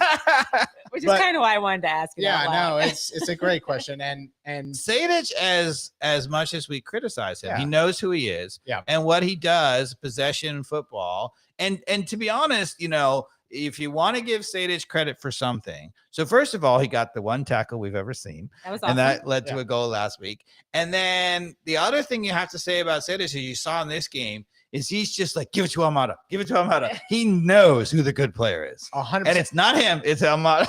And so well said. Like there was a moment where the game kind of quieted down. If you noticed, there was like a little ticky-tack between him and Almada. Sedic was like, no, I'm going to give it back to you. You're supposed to have the ball. You do something with it. Coach says you're better than me. That's exactly what my point was. Sedic was in front of me. He kept passing it backwards to Almada. And to Elliot's, they played it back and forth 4 times. So to Elliot's point, if that means that you're playing with that one piece of the puzzle more conservatively just to keep the ball moving, maybe we are better with him in there. I don't know. We're better with him, but I think, to be honest, with Ibarra and Sosa, we're way better. Yeah, we're way better because honestly, and you would say, look, Ibarra can't, keep possession and find open guys like Sedic can, and I probably would agree with that. Yeah. But that's not what the balance of this team needs. The balance of this team needs, guys, the tackle that Sedic happened to fall right to Almada, right? That's what we need, and Ibarra will give it to us. All we need those guys for is defense. We don't need it for a defensive, physical, but not stupid physical. Nope. He's got a head on his shoulders. He doesn't get reckless yellow cards. Leave that up to Sosa to get the yellow cards every once in a while because he'll do does it occasionally. He does occasionally, and that's good. You need that. You need an enforcer a little bit. That's my point. But also, Sosa has a little bit of a head on his shoulders as well. But he's going to get the unfortunate yellow card. I think you'll find that if you played those two, the other thing you'll find is that they are written off a little bit at what they can do offensively. Yeah. Both of those guys can pass the ball. Totally. Right. Yeah, and they'll be better. They than can what you break think. lines. Yes, too. they can break lines. Yeah. Sosa in particular is a terrific passer. And importantly, with GG up front now, and that being an option that's new, by the way, those two being able to make a line, even Sosa especially can cut through 2 lines to GG. That's going to be interesting. I give you Papa Giorgio open, Almada open, Araujo open, Wiley open, and now we have options. Exciting. This is exciting. This is like the first podcast where we've been like very positive. Extremely positive. I'm a little thrown off. I don't even know how to react. Well, good stuff happens. I have now it's all going to go to hell in a handbasket. Well, I was going to say against Columbus Crew. If that happens, then I'm not necessarily surprised because I feel like it's a Band-Aid. If he would truly fix it, if I felt like Pineda really knew it was wrong and had truly fixed it, he's sort of fixed it. He's mostly fixed it. If I feel like he really knew it, then I'd be really confident. But the one thing Pineda, we can't blame him for right now that Pineda can't fix is the ridiculous international break rule that MLS doesn't have. We have 7 players out for the Columbus Crew game. Yes. That's insane. That's not a crutch. I mean, that's a pretty difficult hurdle to overcome right now, man. Including Hernandez, who never plays. Yeah, and he's an international for Venezuela. Yeah, you were naming people. I was like, wait, what? Yeah. We don't even have Mr. Chol. We don't have. The starting right back, Lennon, is not on international break because he's not called up, but the backup right back is. Yeah. Ironic. So we've got Hernandez out. We've got Miles out. We've got good for Miles for getting called back up because honestly, everybody knows he was going to be the starting center back in the World Cup if he was not hurt. We got Chol Etienne, Almada, Giorgos Giakoumakis, and Miles Almada. Yeah. So 7 players. Almada, shockingly, Argentina still wants him. Yeah. Darn it. What? That might happen more and more. So.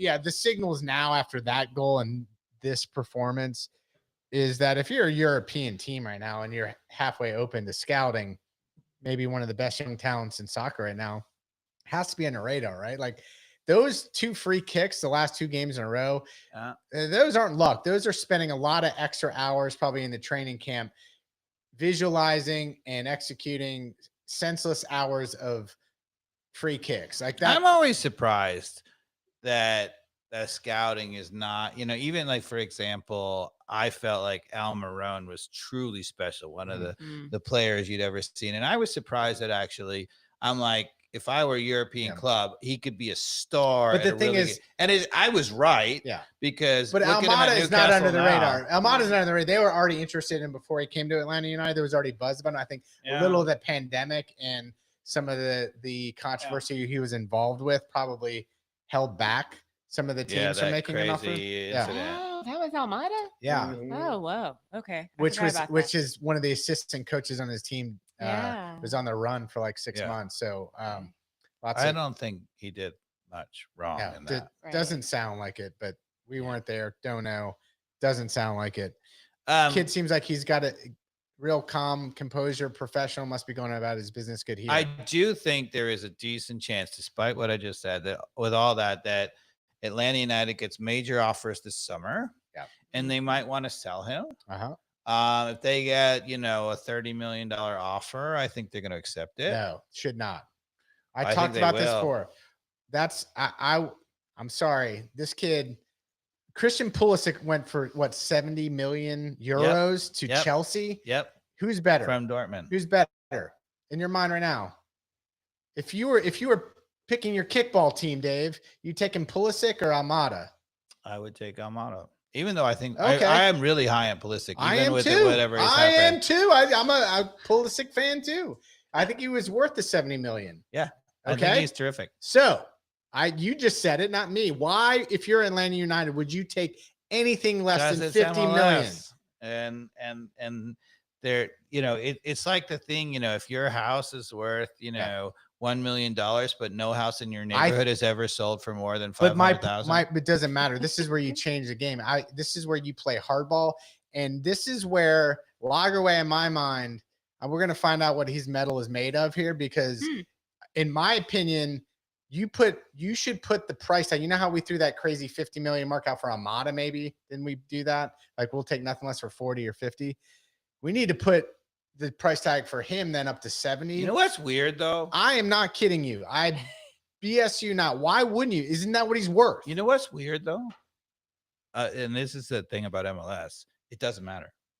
So if you're Manchester United or if you're any European club, financial fair play, you have to bring in a certain revenue. The transfer fees make a huge difference, right? But in MLS, where you have a salary cap, right? It's all about the salaries, right? The transfer fees don't mean nothing. No, they do impact salaries, evidently. Really? Someone was telling me that on the text. So, and you should look into that for the next podcast. I don't know if that's true, but anyway, what I would say, hold on, and the transfer fees that we get, MLS gets a smaller share of the, like, let's say we get 70 million, they get like 20 million, we get 50 million. That's how it works. So now Atlanta United can reinvest in, I don't know who. Unfortunately, Almada is probably the biggest star in South America. But what I'm saying is, if you've got a billionaire owner like we do, right, and he can afford to pay it, then, I mean, the fact that he wants to make money, maybe, but if he wants to pay for it, it doesn't really matter. It's kind of true, yeah. And that's why the thing about Miles Robinson is less infuriating, right? Because Miles Robinson, we failed to re-sign, and he's clearly waiting out his contract. And I think you're right. It may be a combination of him waiting out his contract and the fact that we don't have a designated spot to pay him. But they know that we will when it matters. Well, I don't think so. I think he's going for a free transfer. Okay. And to be honest with you, I don't think they care that much because they don't have those constraints. But here's the thing. Even if, and I was talking to some people at the game and they were saying, Almada's gone in the summer, it's going to ruin our whole team. I don't think so. What I think is that Gareth Lagerwey, the Atlanta United office, MLS overall, does not want Almada leaving this summer. They are fine with him transferring this summer, but as you pointed out on last podcast, it would be a loan back through the end of the MLS season. That's not so good for him because he'd have to go without a break, but it doesn't hurt this season very much because the MLS season basically ends in the fall, and that's when they're starting up in Europe. So he's not going to miss any time in Europe. So the club would be willing to pull that deal, right? And that saves the face, if you will, for Atlanta United. If you are a club that's a selling club, fine. Nobody has a problem with that MLS. If you're selling a club in the middle of a championship run and it ruins your team, that is a really bad thing for MLS, because that means that we don't care about your playoffs. We don't care about winning. We just care about making money. I'm just thinking about this on the fly, which this all sounds good to us, right? Like, we're looking at it from our perspective. But if I'm whoever and I want the Almada, who I think anybody who's got an eye for soccer says, okay, this kid's a good bet for a $50 to $70 million transfer, right? Like, he's got tons of upside. He's super young. Like, you don't see bangers like that from free kicks unless he's got something. No, you don't. So why in the world would you loan a player back to risk injury when your team needs talent now that you want to invest in, and you've already because Atlanta United plays hardball, right? And they say that, look, we're happy to give you the 70 million transfer. We have one condition only, and that is he has to be loaned back. Or to your point, maybe actually a lower transfer fee. Yeah, maybe a lower transfer fee, but the loan. Yes. So that might be their leverage, right? Like, we know he's worth 70 million, but we'll take 60. Take 60, or we know he's worth 55, we'll take 45, whatever it might be. But I don't think like on the market value, we should sway from what that kid's worth. Now, if that means that we get a loan and win another MLS championship, okay, maybe I'm okay with that. I think if Atlanta United or any MLS club that's in a title kind of contention is a major playoff team sells their superstar before the playoffs, it ruins the league. Yeah. Because it says that the league is not worth nothing. We don't care about it. And so if I'm MLS, they don't have obviously absolute control over this, but if you're Atlanta United and you want to maintain your fan base, you cannot sell Almada before the end of the season. You can sell them. We can be a selling club. We can have great players move on. I don't think their fan base is going to hold that against you. They will hold it against you if going into the playoff Almada leaves. Ruins the way it we're ruins playing. Everything. Yeah. Right. Interesting. All points agreed on. We've encountered an error, huh? Oh no. No. Yeah. We're good. It's every time we get a question. Yeah. Especially if it's from that Tyson Butler guy. Yes, but no, Elliot, before y'all started talking about loan, Elliot was pointing out if they do accept any offer, he comes back on a loan. Yeah. We'd love that. So, I agree, Elliot. Yeah. Okay, so I have a couple more things. Hit us. So first of all, I'm going to start with the positive and then end with the negative, or you want me to start with the negative and end with positive? I have something negative. Go negative first and then end with positive. All right. It's a positive weekend, Dave. Let's end with positive. I like that. It's not that negative, but here's the negative, right? So in the 66th minute, and you will not know this because you all weren't at the game, right? The Atlanta United supporters section erupted as they always do with the Atlanta United call and response. Okay. And in the middle of it, it was immediately interrupted by a yellow card. Okay. Mm-hmm. So there was a yellow card. People were like, what's going on? And nobody said United anymore. This is when Araujo was bombing out the field again. Yes. Fouled. Okay. So if you're the supporter section, right, that happens, right? This is normal, happens. It happens in European football all the time. Why can't you restart the call and response? Why is it that we started it and now it's gone? Right? It has to be whatever. So that happens all the time. Like maybe we score a goal and everybody celebrates, right? Then kick it right back off with Atlanta United, right? There is no rule that says that the Atlanta United can only be done once in the first. I hear you. Is that your negative? That's the negative? Yeah. And that on top of that, as I'm going to point out, which I pointed out before, why do we have to do the same chant at the same moment in every game, right? So they have a leader, right? Clearly. And this is why I feel like I wanted to talk to Nick, our supporter section correspondent. I'm calling him. I don't know whether he'll agree, but he won't. He won't. He'll be like a beer sponsor correspondent. That's fine too. That's perfect. Bring us spirits. That's even better. They have a leader, right, who's running the whole show, right? So if that leader is running the show, right, that leader should be able to, or they should at least have a spotter, if you will, who's talking to them and says, look, right, for example, Viking clap, right, that they do, ATL, right? Yeah. It's really good for getting people going. They do it every game at right about the 40th minute before halftime, right? It's something that takes time to build.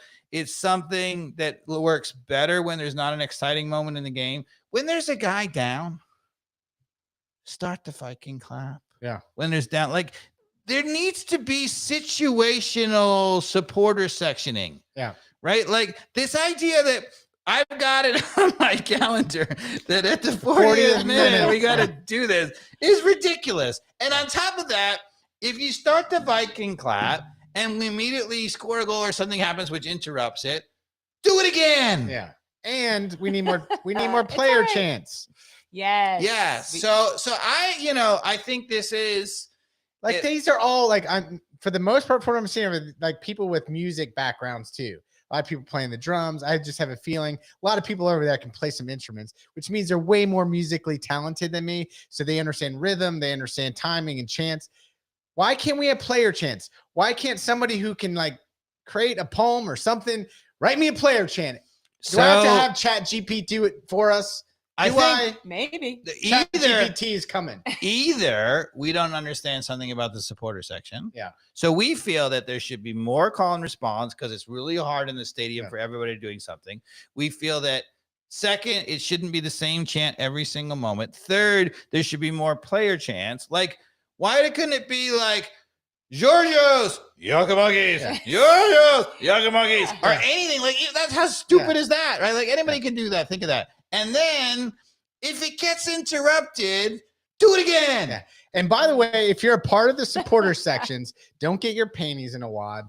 Am I allowed to say that? Yeah. Okay. Don't get your panties in a wad. Knickers in a twist. We love y'all. We're just trying to help. We're here to help. Yes. That's what this podcast is about. No, so we're not just here to help, because so what I would say is I think there's a culture in there. And since we're not in there, we're in the prawn sandwich. We know how hard you guys work on all the shit that y'all do. You remember Roy Keane, and he was like the prawn sandwich. That's what we've become. We're just we're here to try our fancy Cherokee supporters box. We're on the advisory board. We're up here being a bunch of snobs trying to help elevate and level up. That's all we're here to do. So the atmosphere at the Benz is really, really good. It could be 30% better if they would actually try a little bit harder to engage the rest of the crowd. You know what else? Now that you mentioned it, they could use more cowbell. Yeah, for sure. You know what I mean? Yeah. I mean, everybody. Always. Can you bring a cowbell in? I mean, they're not going to take it from you. No, they can't find my cowbell if they're going to look. All I'm saying. So that's my negative. Okay. Is that I noticed it as. The thing that really got me was they had an amazing Atlanta United chant going in the first half. Atlanta United. They tried to get it going. It was a yellow card. It got interrupted. And it was only like one Atlanta United. It was just going. Yellow card, nothing. And then they're moving on. Yeah. I'm like, that's going to happen. The game happens, people. It interrupts people. Like, and I feel like in the European, and I've been to a lot of European matches, they don't have a leader like they do here in our supporters club. I feel like, and granted, our stadium's huge, so we really need a leader. But I feel like because it's a little more spontaneous, it's a little bit more in tune with the game. Like fans start, in the. But that's like 100 years of DNA. Maybe, but in Atlanta, because when I was over in some of those games in here, I'm like, what in the world? I was like, how did they all know to just say whatever they said, like out of the blue? Well, a lot of times it's what happened on the field, right? So Giorgos Giakoumakis scores his first goal, and you can bet that the next thing that would be out of it would be Giorgos Giakoumakis, or whatever. But that's just it. We need to keep it simple, right? Yeah. So exactly like I said, nothing fancy. Giorgos Giakoumakis, Giorgos, Papa Georgia, Papa Georgia. Like we're drunk there. We don't need anything complicated. And response. And then the other thing is a singing thing for the whole stadium. That's like a little bit slower and can be brought on. Like I think they need a little bit. I like it. Yeah. All right. So that's my negative. Which could be turned into a positive. Let's look at that as a positive. I feel like, so we wrote, I still have it. We wrote a editorial to the AJC about this. Yes. And I feel like we could update it, and it might be time to draw the wrath of every Atlanta United supporter by being like, this is what let's poke the tiger. I love it. I think it might be time. That's what we're here for. Absolutely. And it's not drawing your wrath. It's encouraging them. I've been so hesitant to do it. And that article starts with that we wrote was like, we love you. Like we literally love you. Yeah. Like, thank you for being there to do all that, because you're amazing. Yeah. And without you, it'd be nothing. There's 30% more cowbell is what we're saying, people. All right. So that's going to be a good segment on YouTube, I think. Dear supporter groups. Dear, that's what your son has to do when he posts that section is do something like John. Dear Atlanta United supporter Dear groups. Abby. Dear Atlanta United football groups, and then he needs to name them out in the title and the description and all that. What it should say is Dear Abby with then crossed off Abby, and then it should say Atlanta United supporters group. Okay. Dear Abby. Their minds are always working. Always working. All right. So here's my positive. Are we ready to end this thing? Yeah. Because here's my positive. We are. We've talked about positive. it all. Talked about it all except the last positive. When I was walking out of the stadium, so tell me what was the score again? 5-1. 5 to freaking People 1. are like, we're back, baby. That's right. So I just walked slowly and I looked around, and the smiling faces that I saw of the supporters walking around the stadium reminded me of what this club can mean to Atlanta. Yeah. And I have to say, there's another aspect to this, and this is actually true even during our darkest hour. The Ben's staff, right? They are so positive. Whoever is working with the best Ben staff, I don't know what he's doing. He's feeding them happy pills or something, or she's feeding them happy pills. They've always been on happy pills, right? Yeah. So between the staff, saying high five and wishing you a good day, which they're always doing, even if we lose, and then just walking around and looking at the faces of the people. Yeah. Oh. Magic. I love the way that ended. Yay. Beautiful. Okay, sorry, gotta make y'all dance. Danny Rojas. Danny Rojas. I saw a photo of Jillian Sakovits with the actor that plays Danny Rojas on the Twitter. It was pretty awesome. Nice. Her and somebody else. It was a great. He's in denim. I was like, Of course he is. He's gonna be that guy forever. Danny Yeah. Rojas. I mean, Pretty much. Forever Danny Rojas. yeah. Typecast. So I thought we were gonna end, but we're not. One last question. Okay. Can we win with all these people gone against Columbus Crew on the road? So everything's going to be on Araujo trying to do too much. No supporting cast around him. I mean, and if we win, does that give another feather in Pineda's cap? Well, so first of all, you start out of the bat. Guzan's there, right? Gutman's there. Lennon's there, right? Parata's there, right? Abrams there, right? So Abrams has been bought to be the true backup for Robinson or Parata. We'll see. But he's gone. I think you said he was gone. Yeah, earlier. he's gone. He got called up too. I think he's Paraguayan, or am I right? Yeah, on but that? he got called out Yeah. without even playing. He's never played for us. I thought he wouldn't. How you like them apples? I didn't think he got. Why called. shouldn't MLS have a rule to stop this? Right? Yeah. So there we go. So who's our other center back? Am I right on this? By the way, I'm pretty sure. What's his first name? Well, y'all keep talking. Okay. Yeah. So I thought Abrams was going to be. But we'll taking have the Sosa, place. Ibarra, and then what? Who's that to? No, Jose's probably still out. Oh, okay, yeah. So then you got to assume that he's starting Ibarra and Sadic again, right? Neither of them getting called up. Ibarra and Sadic. So nothing would change. Now, I would argue that, Wiley. especially if you have whatever's going to go on in the back center back, and we'll talk about that in a minute, if, depending on what Who are we Abrams is playing up gone. front? So, Is Wolf back? Is he playing first? he hasn't made an appearance yet, so that says You that can't play Chol up front. He's also on international duty. And then we thought he was hurt, so he's obviously back Don't enough to go to So international. I want to duty. end the show, Dave, with all of this like processing Yeah. your brain right now. Yeah, It's okay. it's gonna. I mean, it's gonna be tough to win that game. No, because I think like Columbus probably has one or two people out on international duty. Well, so what I would say is no, because I would still say, you got Wiley, you got Araujo, you play as a false, right? So you're saying yes, we can win. Yeah. Okay. All right. Yeah, because you go with Positive Etienne got called positive up frame too, of right? mind. Yeah. Etienne's called up for was it Haiti?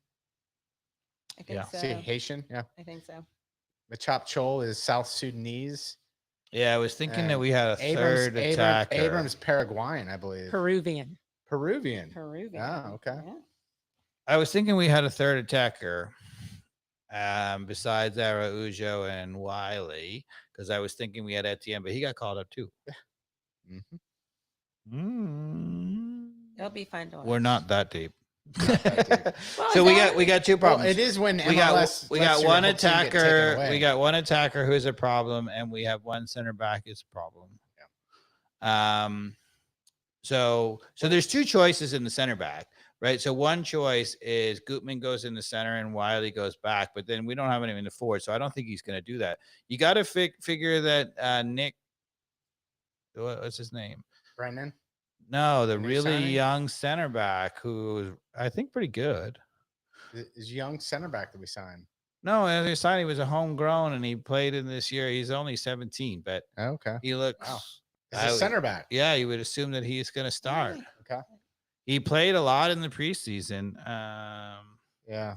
I know who you're talking about, but the name's not Yeah. coming to mind. All right. So then what is your okay, you think we can win, but what's your predicted score? Now, is Columbus missing anybody? I don't know. You'd have to look that up. No, because Nagbe's Oh. too old. I'm sorry. No, I What was too- Elliot said somebody with a Z. Cobb. Yeah, that's Oh, it. Thank you, Elliot. That's what we were trying to. Noah Cobb. Noah Cobb. I told you, Noah Cobb. That's the center back who's probably going to play. And he's Yeah. good. Now, do I think that we would be better with Abrams? Sure. Yeah. Because I thought we were going to be Abrams as the backup, right? Right. So that's a little bit troubling, is that, when you lose, you only have 3 center backs and you lose 2 of them. Yeah. But so you would presume that, because obviously there's 2 options, right? You can drop Wiley back to left back. That's what he came up as. And then Gutman can play in the center back. I Right. like that. Or you can play. But then who's going to be left forward? That's what I'm saying. I don't think you can do it. I think Well- Wiley has to stay left forward. With who we have attacking wise, you can only play. Now, one option would be to go to 3 in the back, right? So you would say, so Gutman, Parata, and Lennon play a 3 back. Nobody goes forward. Mhm. That would be kind of a genius for us. Yeah. Right. So instead of playing a 4-5-1, which is what we sort of play a 4-3-3 or 4-5-1, depending on exactly. I think maybe really call it a 4-3-3, right? So 4-3-3, you stick with that, but instead of doing that, you just play a 3-5-1, right? So you play the 3 guys. Lennon stays back. Yeah.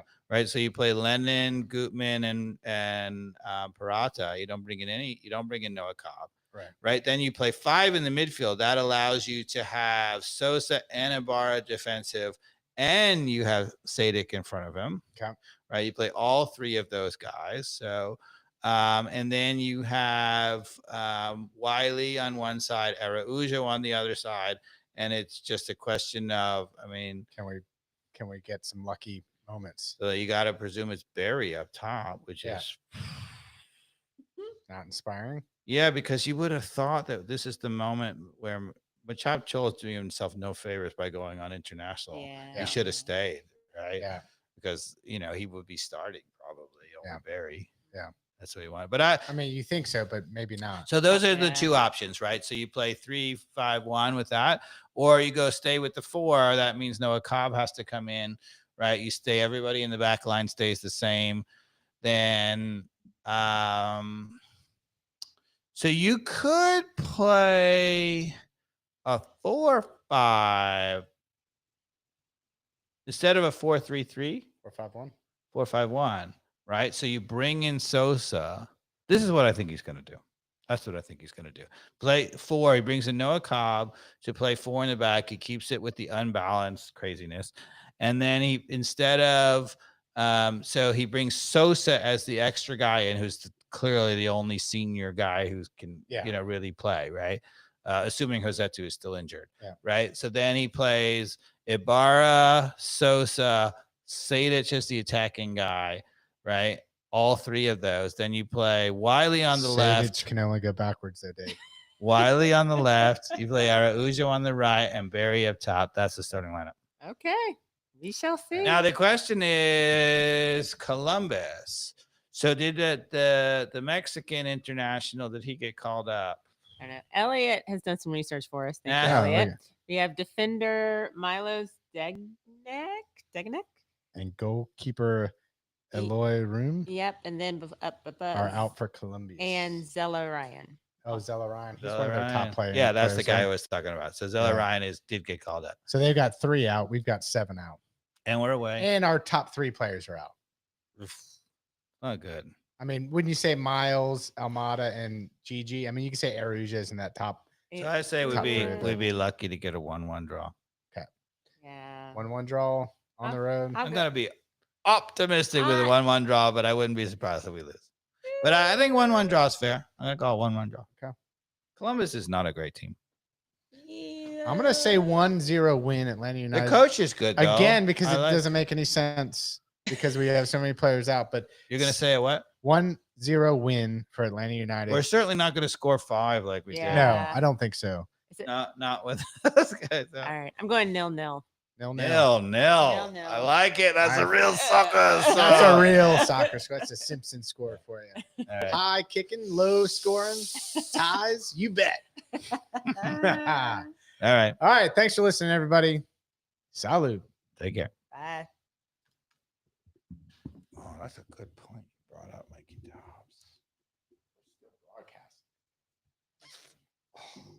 Don't say anything you'll regret.